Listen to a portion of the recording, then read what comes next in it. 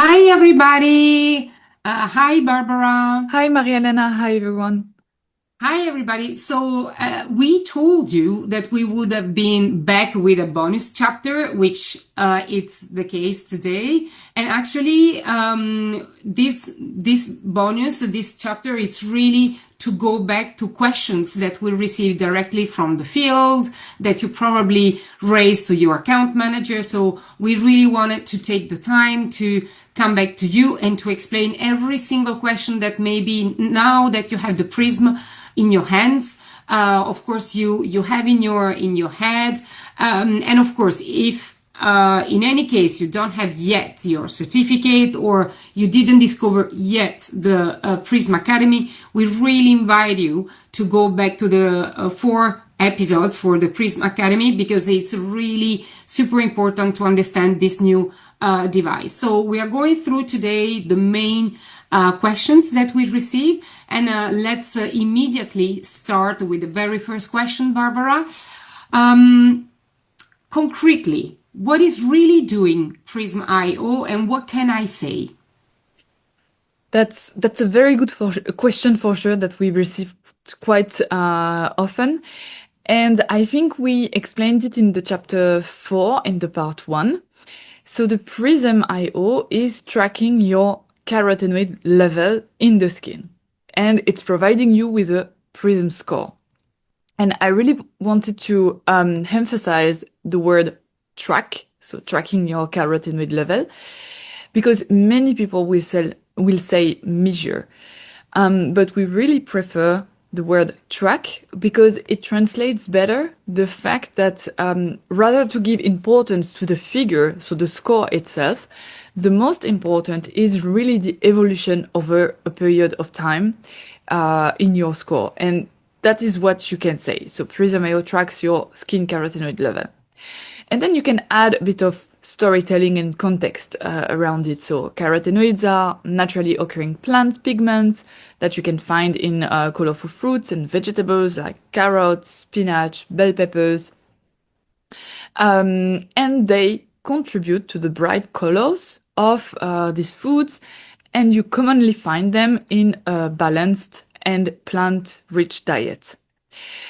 Now you can also add that the presence of carotenoids in the body may vary depending on lifestyle factors, and that includes dietary habits and environmental exposure. Generally, we can also say that a diet that regularly includes a variety of colorful fruits and vegetables is associated with a higher intake of carotenoids. Your Prism IO score provides an indication of how your skin reflects these carotenoids. So it also provides an indication on how it can vary over time depending on your habits and environment. So that is what you can say. What you can't say, on the other hand, Mhm. Maria-Elena, as you asked, Which is which is a super important tool. is what are carotenoids? Mm. Because carotenoids belong to the family of antioxidants. And antioxidant is simply the name of the family, but it's also in itself a claim because antioxidant, it means against oxidation or oxidative stress. And the antioxidant and anti-oxidation claim in the EU is not approved and it's considered as a health claim. So we really need to stick with a carotenoid word to be still in a authorized claim frame, let's say. Okay, super. Thank you so much, Barbara, for this clarification. Now, another question that we often receive, it's really to explain the difference between the S3, so the old scanner, and the Prism IO. Sometimes we heard that it's a Prism, it's the evolution of the S3. Sometimes we understand that it's completely two different devices. So can you bring a little bit more clarity there? Yes, it's two different devices using different technologies, but there is still a link between both. So both devices use light technologies to get a score. The Prysm IO is using RI, so Raman AI. And the technology RI includes hyperspectral absorption to get the score, while the biophotonic scanner used Raman spectroscopy to get the score. So with Raman spectroscopy, sorry, when an emitted blue light that was done by the scanner comes into contact with a carotenoid molecule, there is something very interesting that happens.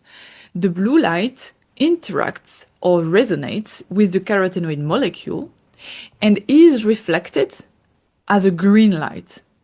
And these reflected photons can be counted. And that's how we could get, at that time, with the scanner, a skin carotenoid score. The Prysm IO uses Spectral RI technology. And the Spectral RI technology is a combination of several components. It combines another light technology, the hyperspectral absorption, and it's coupled to a proprietary dataset of Raman technology, and both are linked together by an artificial intelligence algorithm. So the hyperspectral absorption is really the light technology allowing us to get measurement done, let's say, like the scanner was using Raman. The light technology is using LEDs, and photodiodes to perform the reading. So what it does is that lights of all colors are emitted. We have 5 LEDs doing that, and the lights are reflected by a surface, here the skin. And the intensity of the reflected light is then read by the photodiodes. And when we have this data, this intensity of light, there is where the algorithm kicks in. And the algorithm learned from our 20 years of Raman data and carotenoid science and translates the hyperspectral absorption data, so the data from the LEDs, into a concrete score, and therefore gives us a Prysm IO score. So that's concretely in reality what happened. But I'm really used to do an analogy with milk if you bake. And let's say you do pancakes, the French one, not the Canadian one, so the really thin one. And the recipe requires 500 milliliters of milk, Maria Elena. What will you use to measure this 500 milliliter of milk? I'm a very simple person. I go straight to the measurer. The measuring glass? Yes, the measuring cup. Yeah, yes. The measuring cup. I don't do any calculation. Very straight person. Yeah, exactly. And I'm a scale team. I will use a scale. So, and a scanner and Prysm, it's exactly like that. The scanner is our measuring glass, the measuring cup, and the scale is the Prysm IO. Why? So if I use a scale, I will weigh 500 grams of milk. Because in my head, I have a little mathematical equation that tells me that approximately, it's not 100% true, but approximately 500 grams of milk equals to 500 milliliters. And it's exactly the same with Prysm IO. There is this little mathematical equation, the algorithm, that kind of translates the real data to get a score. Very, very interesting and also very easy way to understand really the difference between Prysm and the old scanner, the S3. And because we talk about weight and how do you measure, but then the question that raised is very natural. What is the unit of the Prysm IO score? That's a difficult question, and usually people asking those are kind of knowledgeable person as well, because then it relates to other typical equipment you would use, like the scale. It Yeah. has grams as a unit, and a gram is basically what we call a SI unit, so an international system unit. And basically, Prysm IO score doesn't have any unit, any SI unit. And to understand why, it helps to look at how the biophotonic scanner have always worked since the Spectral RI technology is leveraging those data. So the biophotonic scanner tracks photons using Raman AI. I told you earlier, this blue light that then resonates with carotenoid and becomes a green light. And what the scanner detected is a relative intensity of the scattered light. And it was not a direct concentration of carotenoids in grams or milliliters or any standard units. And that was because our scientists established a strong correlation between the Raman signals, so those photons, and the actual carotenoid level in the skin. And this correlation was a key scientific breakthrough, but it was also instrument specific and proprietary. And that's why it's not expressed in any standard units, because it's instrument specific.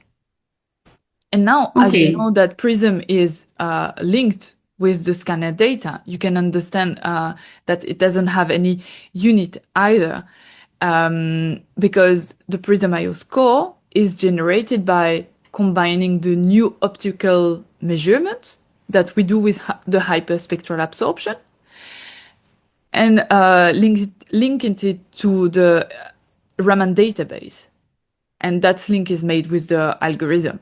But so it doesn't have any unit either, because we use our Raman data. Okay, very, very interesting.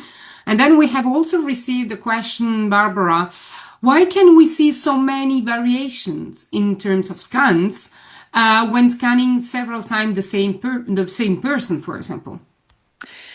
So first, you have several reasons to that. And first, it's the normal variability of the device. Any device that measure, tracks, whatever, anything, have a normal variability, even my scale from earlier.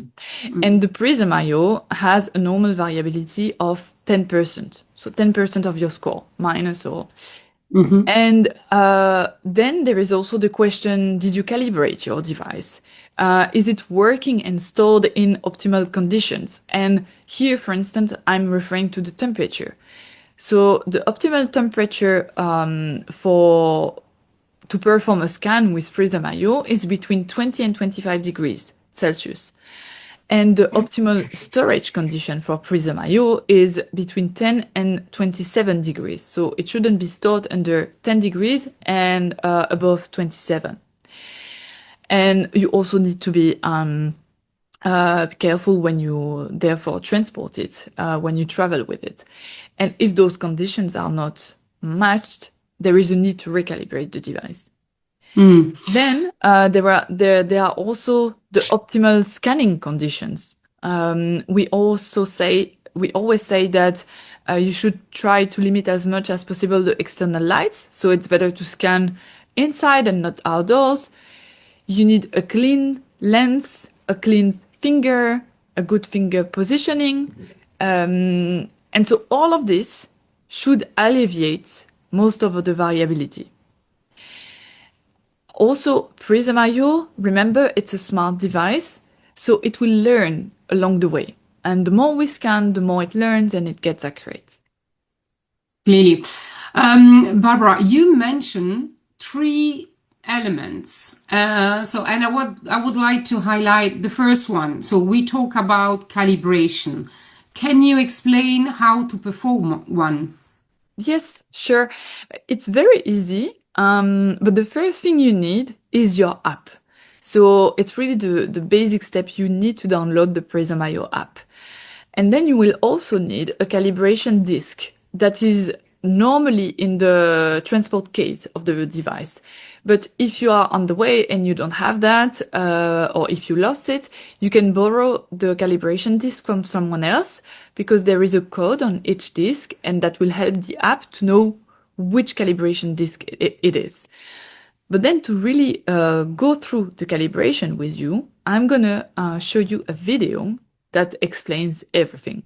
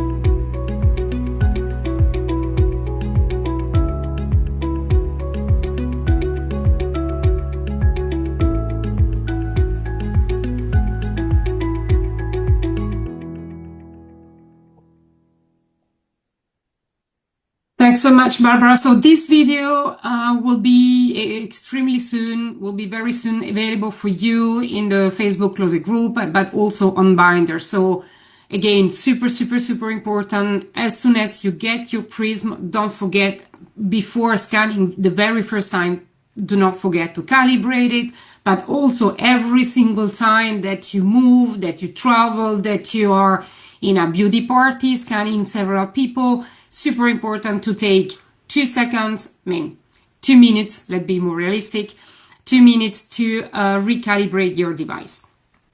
Then, Barbara, we said 3 elements.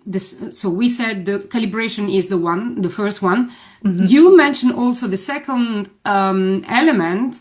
It's the temperature impacting how the score can be close to the reality. I mean, the precision. So can you talk us a little bit about the specific temperature and the conditions where the scanner should be used in, and why? Yeah, so basically the temperature specific condition, I think we mentioned them earlier. But the reason why the device is really sensitive to those temperature, it's because it's working with LEDs and photodiodes. So those are elements inside the Prysm IO, and they are extremely sensitive, and they must be extremely sensitive in order to track small analytes and differences in the skin. And so they are sensitive to any change in temperature. Now we do have this algorithm that runs inside the Prysm IO firmware, and that will account for most of impacts of temperature on the device. But extreme changes in temperature may have an impact on the score. So that's why we say it's extremely sensitive. And it's a high-tech device. So of course, it's not because it's small, it's not because you can put it in your pocket that you should neglect the fact that you really take care about this little jewel. So finally, you also mentioned we should always use the same finger, the index, for example. Why is this, Barbara? Yeah, we have some very concrete reasons for that, and the index finger is recommended generally because it's the easiest finger to position flat in a stable way, and applying a consistent pressure on the lens, because all of this is very important when you scan. And the finger is also the one that covers the best the full surface of the scanning lens, because they basically almost have the same surface. So different fingers can give slightly different values or score, because you will position them at a different angle, applying different pressure, and the surface contact change from finger to finger. Then the Prysm IO LEDs and photodiodes are, we said it, very sensitive, and they are also very sensitive to external light. So even a small gap or tilt in your finger position can influence the reading. And we also know that carotenoids are distributed differently in different parts of the body.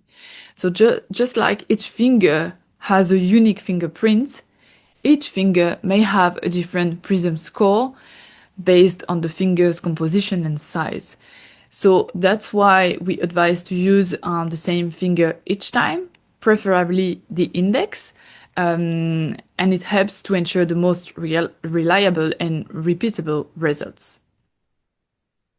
Okay, that's also very clear and super important. So, and let's go now to the what I call the cherry on the cake, the money back guarantee. And why I call it like this? Because for me, it's a real unique selling point, to a super powerful USP that it's interesting for you, but it's even more interesting for your clients or your team member, because thanks to this, you really aim the satisfaction of your clients, and it's really something that you can also highlight when presenting the products linked to the scanner.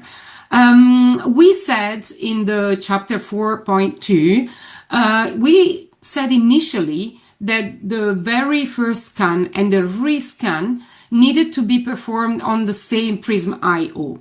But actually, we have some news. And Barbara, maybe you can talk about this. Yeah, it's simply because we realize that practically, in practice, it might be difficult sometimes to scan always on the same Prysm IO, and by that I mean to perform your initial scan and the rescan on the same Prysm IO, because we are all traveling all the time. So it's not a condition anymore. You can use different Prysm IO to perform the initial scan and the rescan. The condition that remains is that the person filling the refund form, so requesting the refund, must provide both screenshots of the two scans, and the screenshots must show the date, the score, and the personal informations of that person. And this has to match with what will appear on the refund form. But you can use different Prysm IO. Okay, cool, because this really will support also this international approach that we really want to give to our business. Yes. Okay, next question that we've received. What if somebody levels doesn't increase after 3 months? From a scientific perspective, how can we explain this? So if the score of someone doesn't increase after 3 months, basically skin carotenoid scores reflect long-term averages of diet and lifestyle. And so the changes often take 4 to 8 weeks even to appear. So if the score doesn't increase after consistent use of Prysm certified products, the most common reasons are usually factors, external factors, such as poor diet, negative lifestyle factors, poor fitness habits, and those rather negative inputs can really offset the expected rise, even when the supplementation is consistent. It's also important to scan correctly and consistently, because as we explained, small variations in finger placement or light exposure or even other environmental factors can influence the reading. So it doesn't mean because once you have a lower score that you will have it 1 week later. And that's why at the beginning I was also saying that the most important is the evolution and not the score per se at a very defined time. And then if you ruled out all those factors, there is still another explanation, that is that a very small percentage of the population may be what we call low responders or non-responders to carotenoids, and it means that they absorb or deposit the carotenoids less efficiently, and that is due to genetics or even gut-related factors. This doesn't mean that the supplements are not effective, because supplements will anyway provide essential nutrients like vitamins and minerals. But it can explain why the carotenoid-based scores do not rise as expected. But it's a minority of the individuals. And so, Barbara, let's imagine that my score is extremely low. I'm in the red section. Should I be concerned and plan, for example, an appointment to the doctor? So I think the first thing we need to mention is that Prysm IO is not a medical device. And to that extent, it's not intended to diagnose, cure, treat, prevent any disease or medical conditions. The skin carotenoid levels, they are influenced not only by diet, but also by lifestyle factors. And here we can mention fitness and diet. But someone who has a healthy and balanced diet, eat regularly carotenoid-rich vegetables and fruits, maintain a healthy lifestyle, can naturally achieve higher skin carotenoid levels. Therefore, if you have a low score to begin with, it shouldn't be concerning per se, because the most important would be to start improving your lifestyle habits. So exercising, even just a bit every day, small walk, eating a healthy and balanced diet, as we said, containing 5 servings of fruit and vegetables daily, obviously, sleeping well, limited exposure to stress and environmental factors, all of this. And after the implementation of this healthier lifestyle, if you do a rescan and you are still in the red zone, you can always pay a visit to your doctor to alleviate any doubt on your health. But technically, logically, if you implement all of this, you shouldn't scan red anymore. Okay, cool. So I take it as a personal challenge. Okay, last question that we've received, Barbara.